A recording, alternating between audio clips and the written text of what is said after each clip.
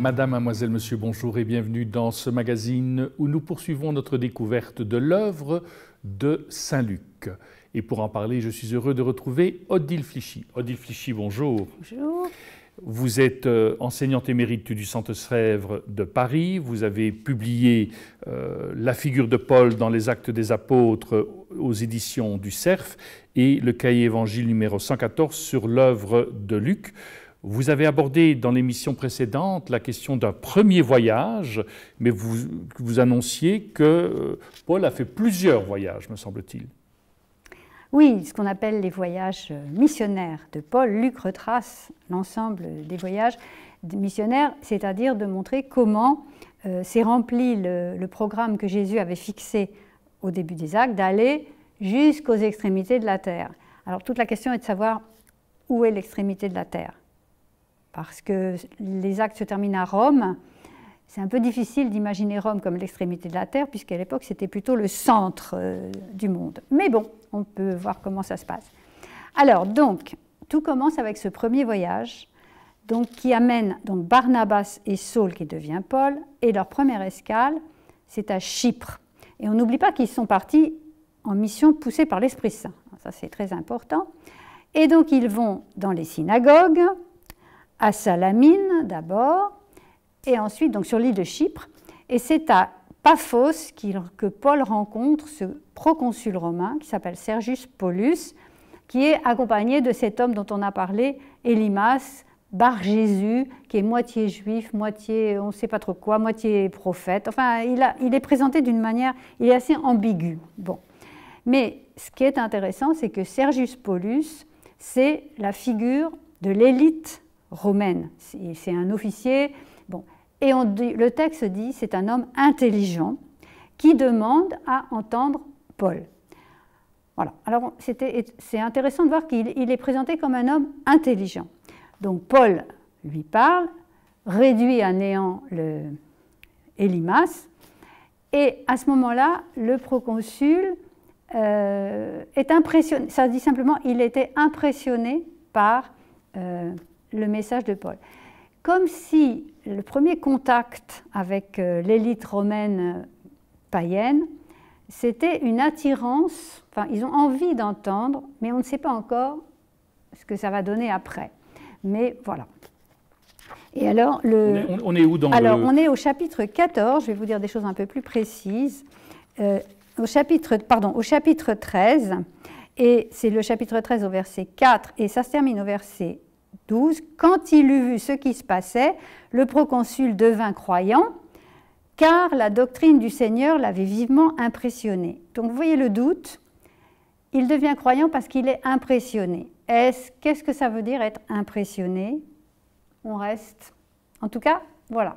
C'est une figure positive, comme s'il y avait une attente du monde païen pour le message chrétien. Alors, à la suite de ça, Paul arrive à Antioche de Pisidie.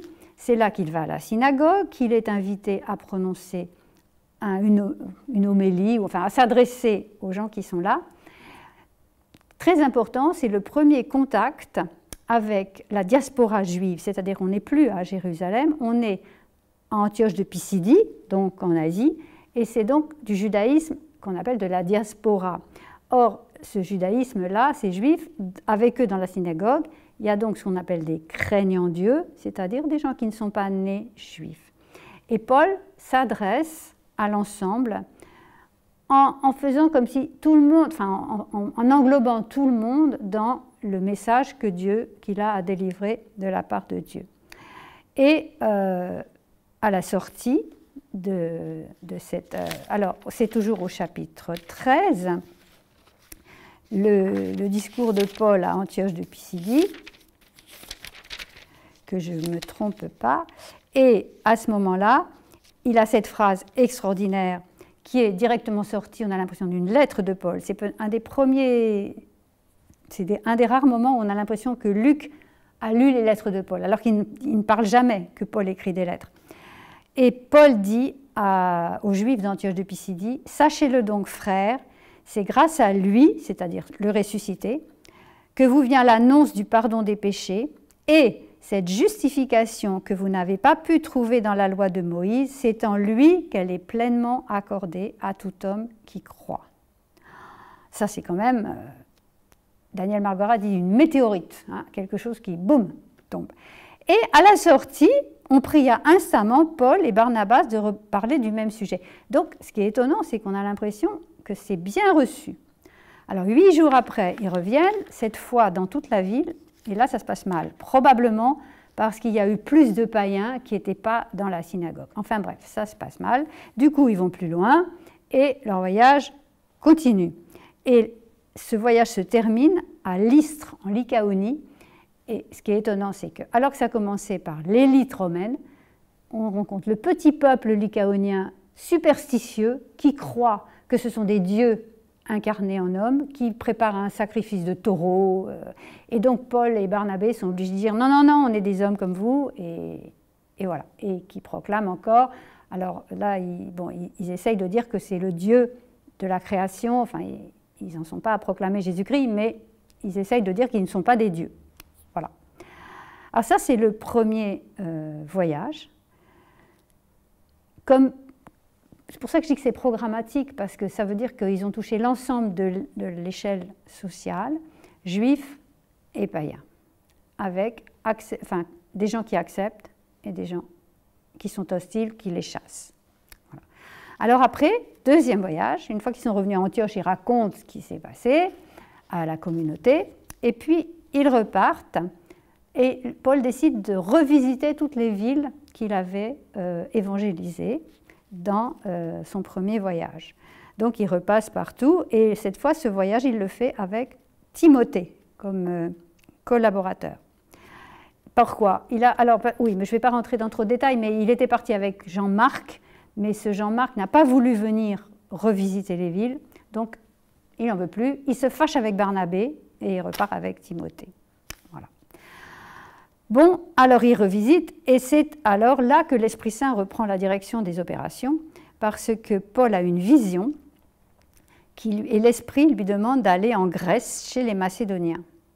Donc, il y va, et il arrive à Philippe, dans la ville de Philippe en Macédoine, où il rencontre Lydie, la marchande de pourpre, et puis il est emprisonné, mais c'est le gardien de prison qui se convertit, qui le libère parce qu'il est touché.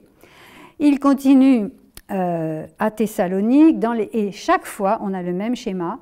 Chaque fois qu'il arrive dans une nouvelle ville de Macédoine et jusqu'à Thessalonique, d'abord dans la synagogue, et ensuite, comme il est chassé de la synagogue, eh bien, il va chez des gens qui l'accueillent, qui sont pas hostiles, quoi, ou qui sont plutôt pas juifs, plutôt grecs.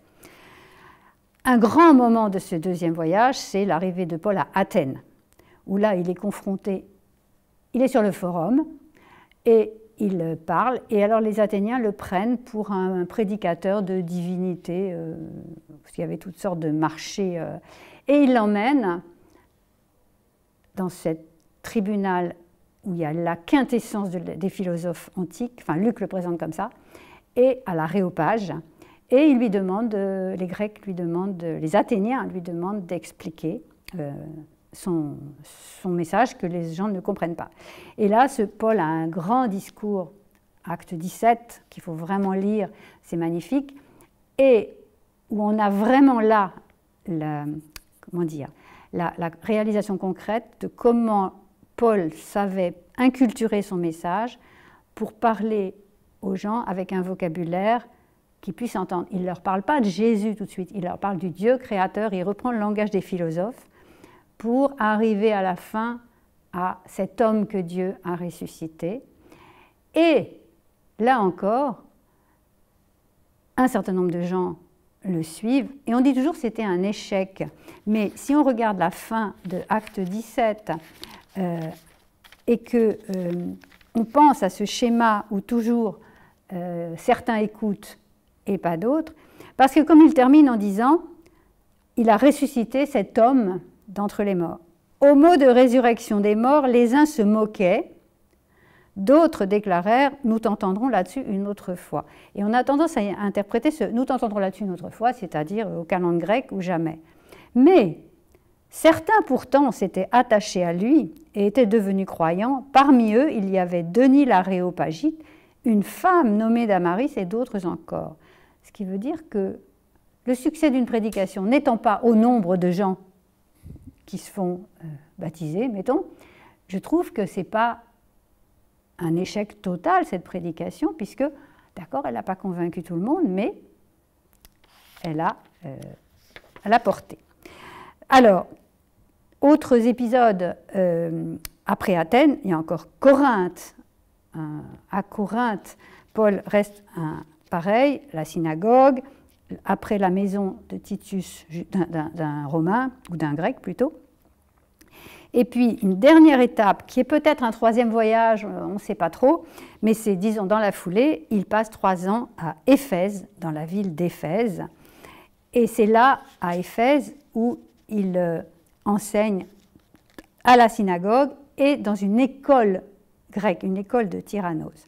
Et c'est à Éphèse, alors il y a toutes sortes d'épisodes à Éphèse, mais c'est là qu'il envisage de rentrer à Jérusalem, et c'est là qu'il fait son discours d'adieu aux chrétiens de la ville de Milet. Donc on a 3 discours de Paul, et c'est ça qui est aussi intéressant. On a 3 types de prédication chrétienne. À Antioche de Pisidie, à des juifs, à Athènes, à des philosophes grecs, et à Milet, à des chrétiens. Et là, dans le discours d'adieu de Paul aux anciens de la ville d'Éphèse, qui sont à Milet, on a des réminiscences pauliniennes très très fortes, un vocabulaire vraiment très paulinien. Et c'est là qu'il annonce qu'il sait ce qu'il attend à Jérusalem, et il fait un peu son discours d'adieu, et il lègue son testament en quelque sorte. Et du coup, il rentre à Jérusalem, il est arrêté sur un malentendu.